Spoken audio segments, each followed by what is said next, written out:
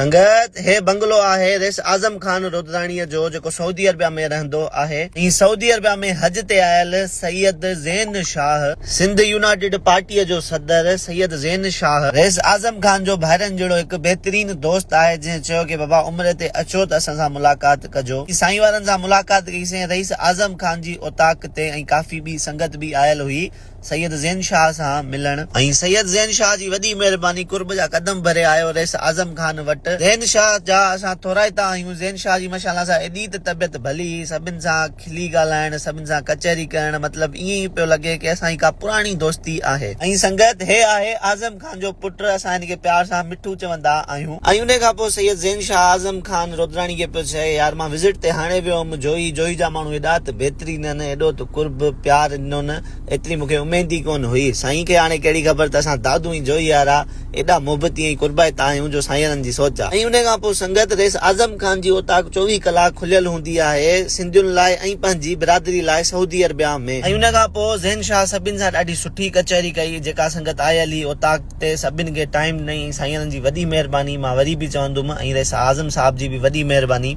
ऐं उन खां पोइ मिठू साहब खणी आयो अजरक साईं खे पाराइण लाइ। पंहिंजे सिंधी रीत ऐं रवाज खे सऊदी अरबिया में बि असां सपोर्ट कंदा आहियूं। ऐं उन खां पोइ रेस आज़म खान सैयद शाह खे पारायो अजरक। ऐं उन खां पोइ संगत ॿियो अजरक पारायोसीं साईं वारनि खे। संगत इहा त मोहबत सिंधियुनि जी परदेस में। आहियूं त असां परदेस में, लेकिन सिंध जी मोहबत असांजे दिलि में आहे। उन खां पोइ सैयद ज़ैन शाह चयो कि हाणे मूंखे ॾियो तव्हां इजाज़त, मां वञण थो चाहियां। ऐं उन खां पोइ साईं वारनि खे वठी आयासीं हेठि साईं वारनि जी गाॾी वटि। साईं वारनि जी वॾी महिरबानी, जंहिं पंहिंजे बिज़ी शेड्यूल मां असांखे टाइम ॾिनो। ऐं साईं वारा पाण एॾी फेमस पर्सनैलिटी आहिनि, लाज़मी इन्हनि खे बि हिते दावतूं हूंदियूं। सैयद ज़ैन शाह खे चई अल्लाह हाफ़िज़, हाणे मां वेंदुमि पंहिंजे कम ते। वेंदा आहे त तव्हांखे व्लॉग पसंदि आयो हूंदो, वीडियो खे कजो लाइक। अल्लाह हाफ़िज़।